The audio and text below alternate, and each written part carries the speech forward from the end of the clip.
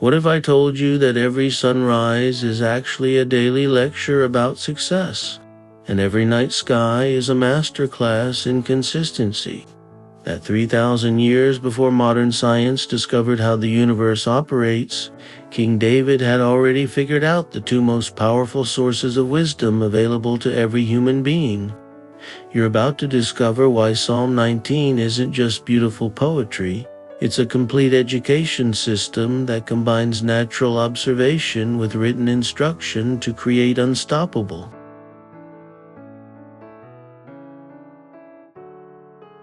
Personal growth. This psalm reveals why the most successful people throughout history have been those who learned to read both the book of nature and the book of wisdom. By the end of this video, you'll understand how David's dual-source learning method can transform not just your English vocabulary, but your entire approach to gaining knowledge and making decisions.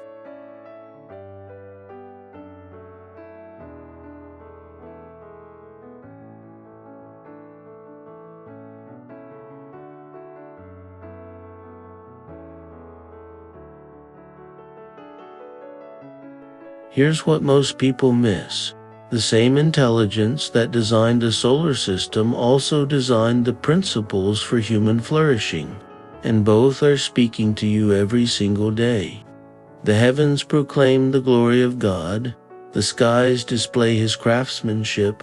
David starts with the most obvious yet overlooked classroom in existence, the sky above your head.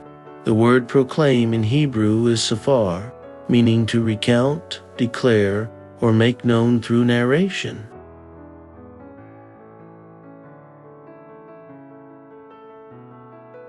The heavens aren't just beautiful, they're actively telling a story about excellence, consistency, and purposeful design. Display means to show forth or exhibit like a master craftsman, showing off his finest work. David is saying that every time you look up, you're seeing a demonstration of ultimate skill and creativity. This isn't just religious language, it's practical wisdom about learning from excellence wherever you find it.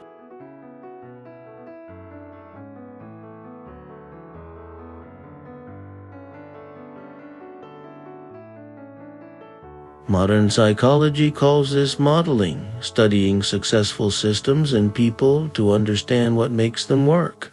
David understood that the natural world operates on principles that can be applied to human life. The consistency of sunrise and sunset, the reliability of seasons, the precise movements of stars and planets. All of these demonstrate principles of order, timing, and purposeful action that successful people have always learned to imitate.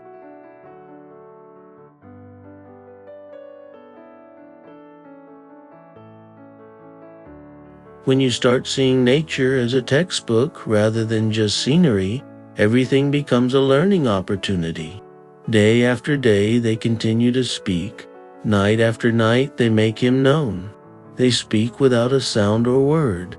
Their voice is never heard. This is David's description of continuous, nonverbal education. The phrase day after day and night after night emphasizes the relentless consistency of this natural teaching.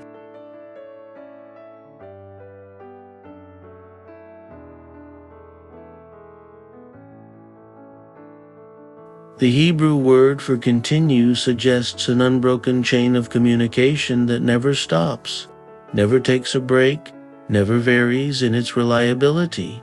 But here's what's fascinating. This communication happens without a sound or word and is never heard audibly.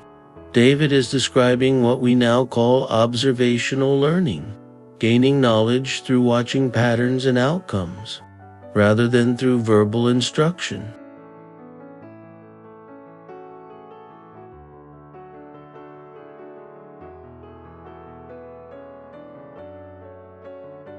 This is actually how children learn most effectively, and it's how the most successful adults continue learning throughout their lives. They become skilled at reading situations, recognizing patterns, and understanding systems without needing everything explained verbally. The natural world is constantly demonstrating principles of success, persistence, consistency, purpose, beauty, efficiency, and power. But you have to learn to hear this silent language to benefit from it.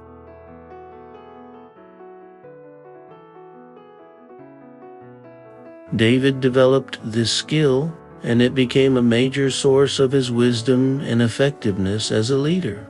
Yet their message has gone throughout the earth, and their words to all the world. God has made a home in the heavens for the Son. Despite being wordless, this natural communication is universal. Every human being, regardless of language, culture, or education level, has access to the same lessons from observing the natural world.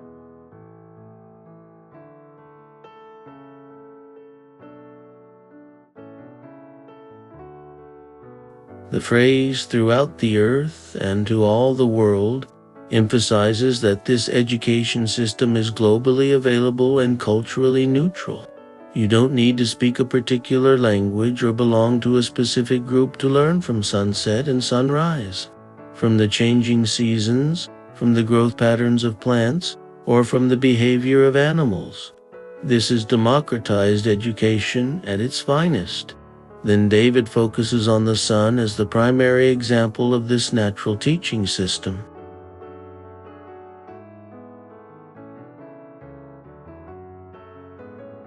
God has made a home in the heavens for the sun suggests purposeful placement and design. The sun isn't random. It's positioned precisely to provide the right amount of light and heat for life to flourish. This teaches us about the importance of positioning ourselves correctly for maximum effectiveness. Just as the sun has its proper place in the heavens, each person has optimal positioning for their talents and purposes to have maximum impact.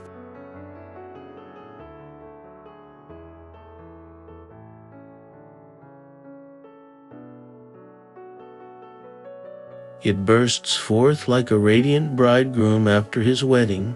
It rejoices like a great athlete eager to run the race. David uses two powerful metaphors to describe the sun's daily appearance: a bridegroom and an athlete. Both images communicate joy, energy, purpose, and anticipation.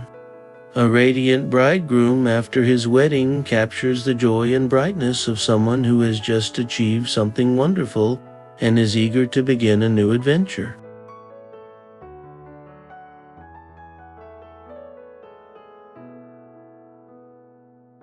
The word bursts forth suggests explosive energy and enthusiasm. The athlete metaphor is equally powerful. Eager to run the race describes someone who is trained, prepared, and is excited to demonstrate their strength and skill.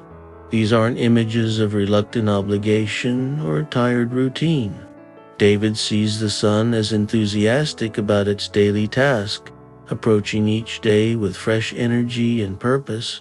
This is a masterclass in attitude and approach.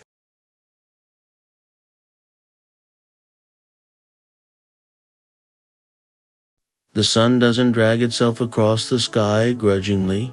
It rejoices in its role and runs its course with excitement. This teaches us about finding joy in daily responsibilities and approaching our work with energy and enthusiasm rather than mere obligation. When you start each day like a bridegroom or an athlete with joy, purpose, and eager anticipation, everything changes about how you perform and how others respond to you.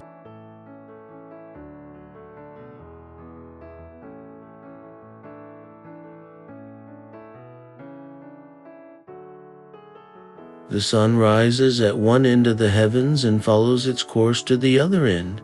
Nothing can hide from its heat. David describes the sun's complete coverage and universal impact. From east to west, the sun covers the entire visible sky, and its influence reaches everything within its range. Nothing can hide from its heat emphasizes the comprehensive nature of the sun's impact. This teaches crucial lessons about consistency, thoroughness, and universal influence.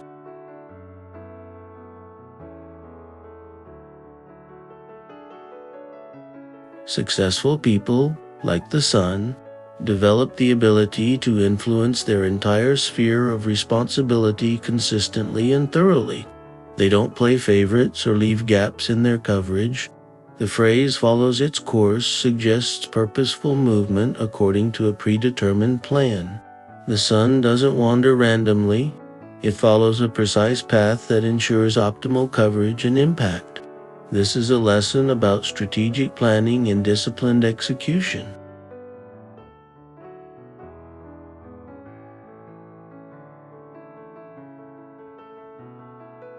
The most successful people have learned to follow their own course, a planned sequence of actions that ensures they make their full contribution and reach their complete potential. They understand that consistency and thoroughness in following their purpose creates influence and impact that reaches further than they might initially expect. Like the sun's heat, their positive influence becomes impossible to avoid or ignore. The instructions of the Lord are perfect, reviving the soul.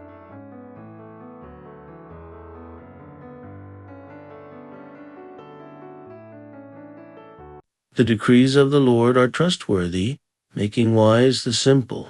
Now David shifts from natural revelation to written revelation, from learning through observation to learning through instruction. But notice the connection. Both sources come from the same intelligence that created the sun and stars. The word perfect means complete, lacking nothing, fully sufficient for its purpose.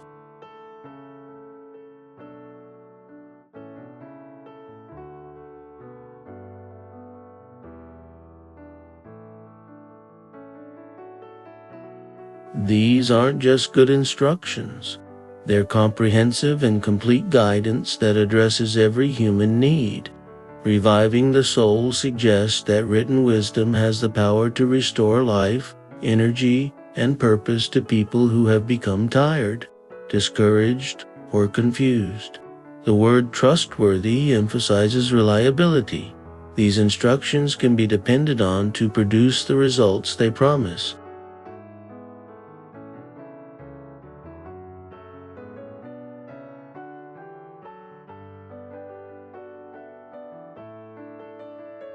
Making wise the simple doesn't mean transforming stupid people into smart people.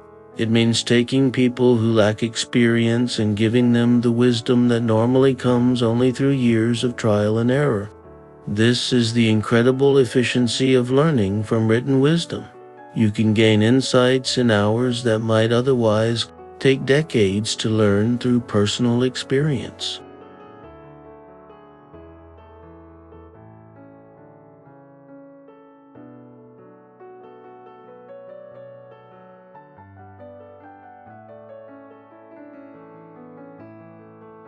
David understands that combining natural observation with written instruction creates a complete education system that can transform anyone willing to engage with both sources of wisdom.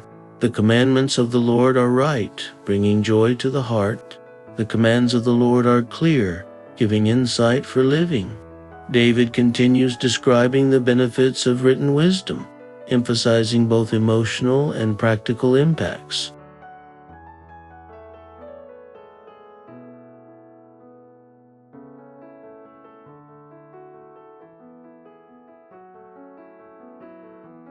Right means straight, correct, properly aligned. These commandments point people in the correct direction for optimal outcomes. Bringing joy to the heart might surprise people who think of commandments as restrictive or burdensome. But David understands that clear guidance actually creates freedom and happiness. When you know the right way to live, you're free from the anxiety and consequences that come from guessing or experimenting with wrong approaches.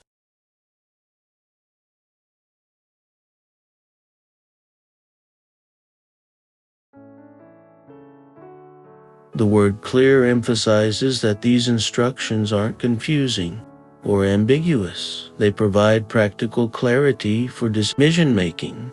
Giving insight for living means they provide understanding that helps you navigate real-life situations effectively. This is practical wisdom, not just theoretical knowledge.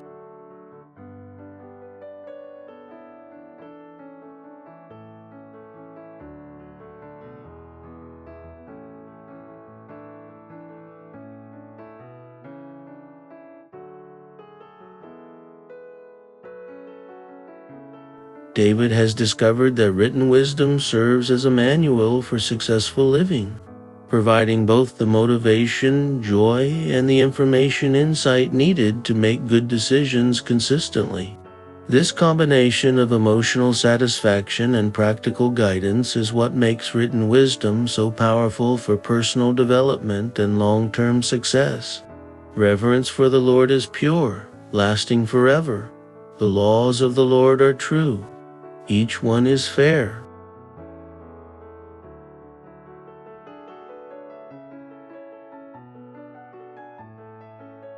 David identifies the foundation that makes all other wisdom effective: reverence or proper respect for ultimate authority and truth. The word pure means unmixed, without contamination or compromise. This kind of reverence doesn't come and go based on circumstances. It's a consistent attitude that provides stable foundation for all decisions.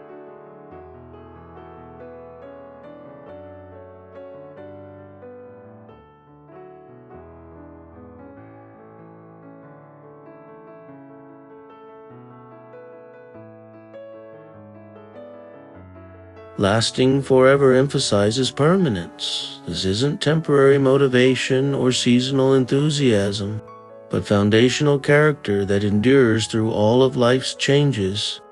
When David says God's laws are true, he means they accurately describe reality and produce the outcomes they promise. Each one is fair means they're just, equitable, and beneficial rather than arbitrary or selfish.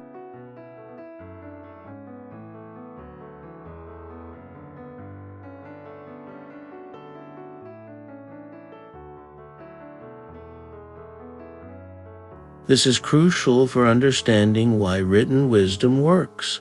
It's not human opinion or cultural preference, but accurate description of how life actually works. When you operate according to true principles, you work with reality rather than against it, which naturally produces better outcomes with less effort and friction. David has learned that reverence for truth and ultimate authority creates the attitude necessary to receive and apply wisdom effectively.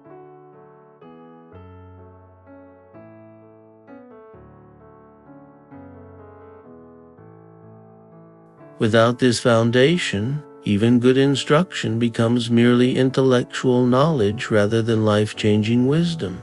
They are more desirable than gold, even the finest gold. They are sweeter than honey, even honey dripping from the comb. David uses the most valuable substance, gold, and the most pleasurable taste, honey, of his time to describe the worth and appeal of wisdom.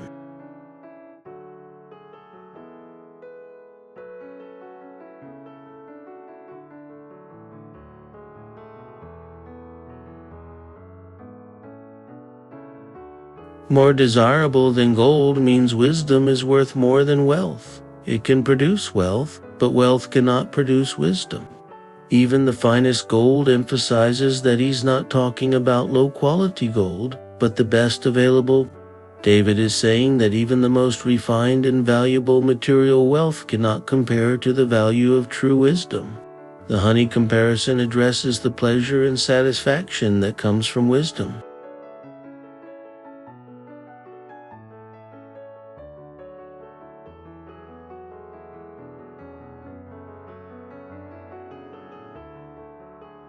Sweeter than honey means more enjoyable, more satisfying to experience. Honey dripping from the comb was the purest, freshest, most delicious sweetness available in ancient times. David is saying that discovering and applying wisdom brings more genuine pleasure than even the most enjoyable physical experiences. This completely reframes the common assumption that wisdom is boring or restrictive.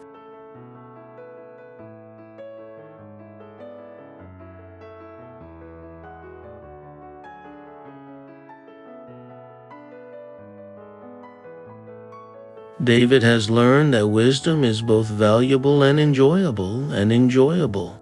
It produces better outcomes, more valuable than gold, and greater satisfaction, sweeter than honey, than pursuing wealth or pleasure directly.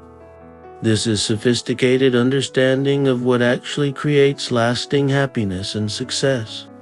They are a warning to your servant, a great reward for those who obey them. David describes wisdom as serving two functions, warning and reward.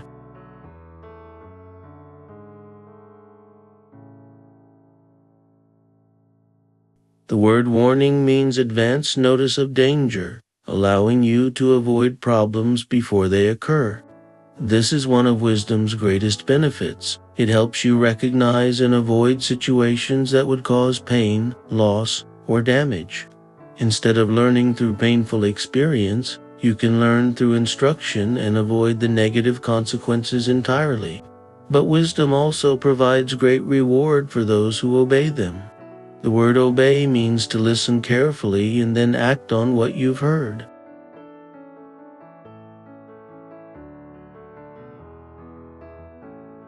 The reward isn't just for knowing wisdom, but for applying it consistently. This reward is described as great, meaning abundant, substantial, more than adequate compensation for the effort required to follow wise principles.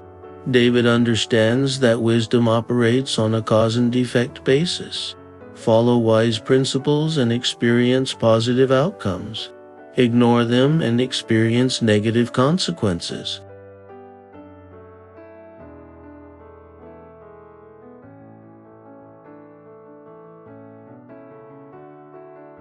This isn't arbitrary punishment and reward.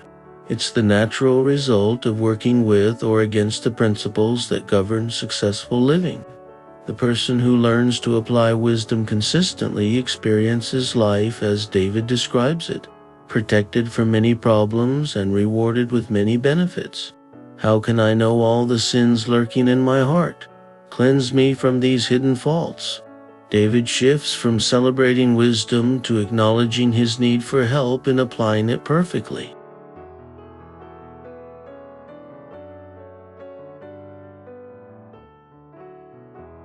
The phrase "sins lurking in my heart" uses the imagery of hidden dangers waiting to cause problems. David understands that self-deception is one of the biggest obstacles to consistent wise living. The word lurking suggests these faults are hiding, not obvious or easily recognized. This is profound psychological insight. We all have blind spots, unconscious biases, and hidden motivations that can sabotage our best intentions.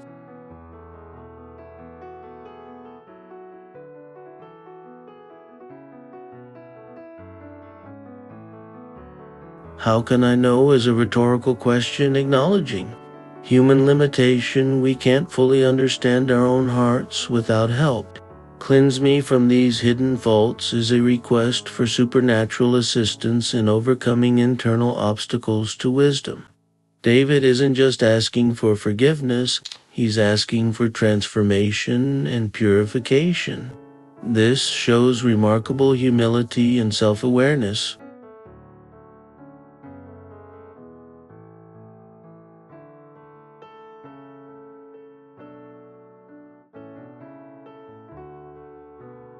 Even after celebrating the beauty and value of wisdom, David acknowledges that knowing what's right and consistently doing what's right are two different challenges. He needs help not just with external circumstances, but with internal character and motivation. This honest self-assessment is actually part of wisdom, understanding your limitations and asking for help where you need it. Keep your servant from deliberate sins. Don't let them control me.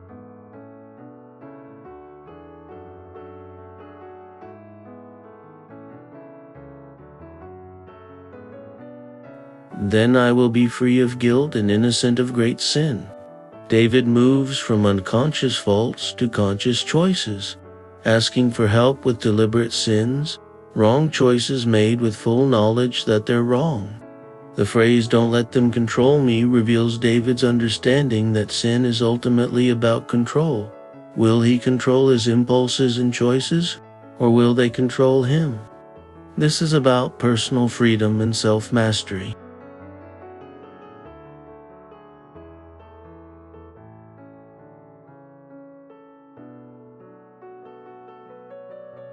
David wants to be free to choose what's wise rather than being driven by impulses, emotions, or appetites that override his better judgment.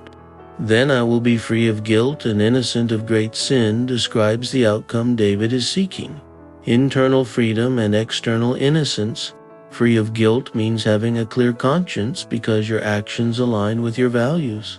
Innocent of great sin means avoiding the major mistakes that can derail your life and damage others.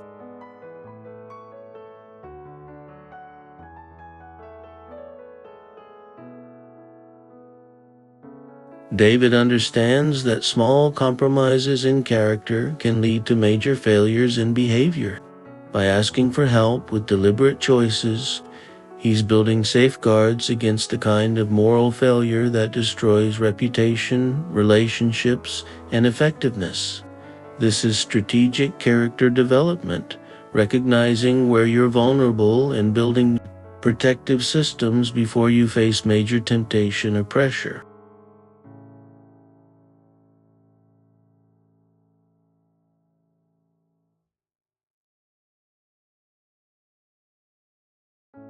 May the words of my mouth and the meditation of my heart be pleasing to you, O Lord, my rock and my redeemer.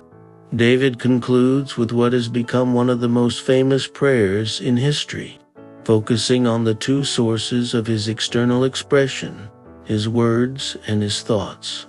"Words of my mouth" recognizes that speech is powerful and needs to be guided by wisdom. "Meditation of my heart" refers to his internal thought life, his mental focus and emotional processing.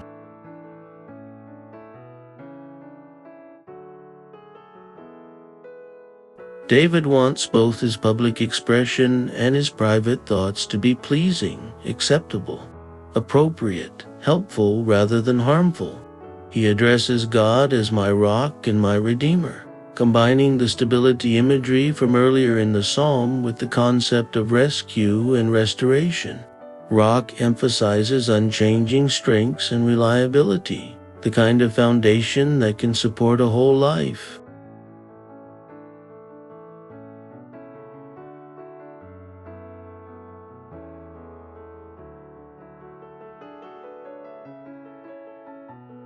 Redeemer means someone who buys back, rescues, or restores something valuable that was lost or damaged. David acknowledges that he needs both stability and restoration, a firm foundation, and ongoing help to become the person he wants to be. This prayer brings together everything from the psalm, learning from natural revelation, applying written wisdom, asking for help with character development, and committing to live in a way that honors the source of all wisdom and strength.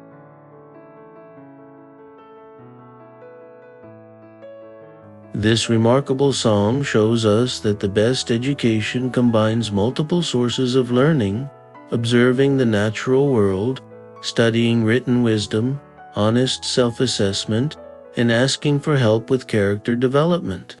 David discovered that the same intelligence that created the precise movements of the sun and stars also provided precise principles for human flourishing.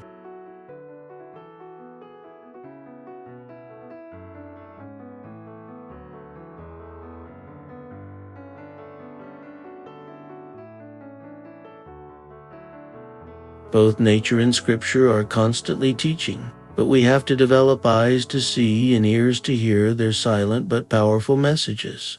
From the enthusiasm of the sunrise to the sweetness of wisdom, from the comprehensive coverage of the sun to the comprehensive guidance of truth, David found a complete system for learning and growing that's available to anyone willing to engage with it.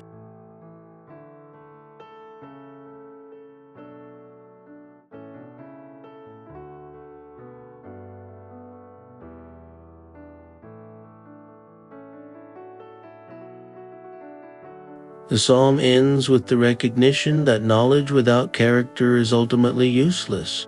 We need help not just to understand what's right, but to consistently choose what's right. This integration of learning, character, and relationship with ultimate truth creates the foundation for a life that's both successful and satisfying.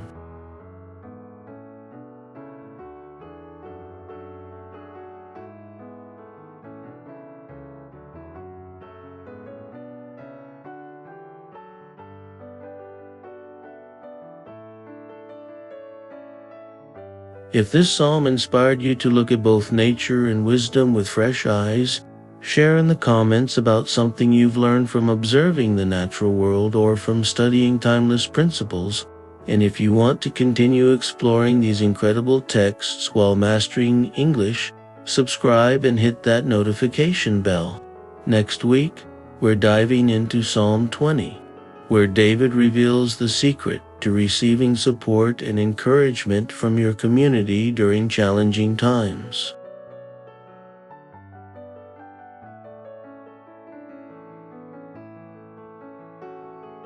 Remember, learning English through these ancient texts isn't just about vocabulary and grammar. It's about discovering the wisdom that can transform how you see the world and your place in it.